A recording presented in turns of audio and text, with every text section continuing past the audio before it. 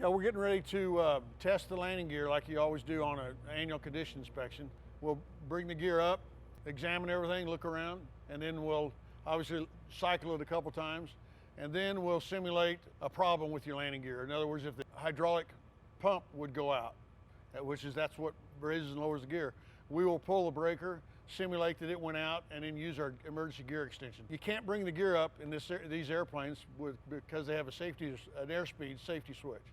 You don't want to bring them up on the ground accidentally. So that's why I'm going to simulate airspeed. This is hooked to our pitot tube there, and I'll simulate airspeed, and that's what will bring the gear up. Okay. Okay, the gear lever is up. We see that the safety switch is working. Okay, here comes the gear.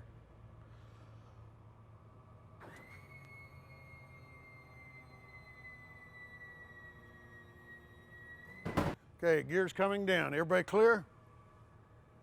Here we go.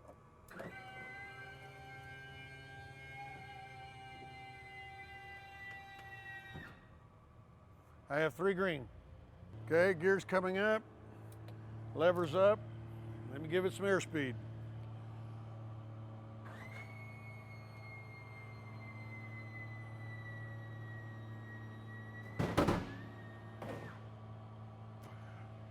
Gear's up.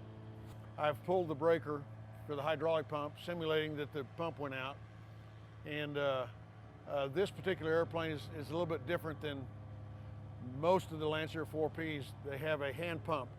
If your electric pump goes out, you have to pump it down. This one has an accumulator that is pressurized, and it'll automatically throw the gear down without having to pump them down. Okay? The gear lever is down, but the gear did not come down because the pump is, I've got the breaker pulled, simulating a dead hydraulic pump. So now I'm going to throw the emergency gear extension. I'm going to have to crawl up in there and push it forward, and it'll bring the gear down very quickly. Okay, here we go. Coming down, here we go.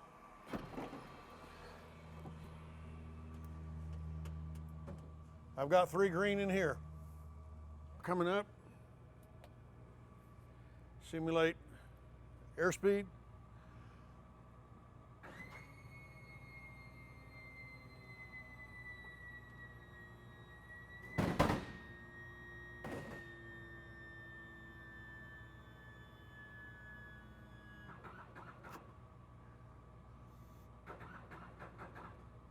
It ran a little extra long after up because it's trying to recharge the emergency accumulator. I also want to be careful when you're simulating the airspeed to not be careful, don't blow too much in there because it can go boom past the maximum and screw up your whole system. Light pressure is on. Just real light pressure. Okay, gears up, green, the lights are off, we're good to go. Okay, gear coming back down.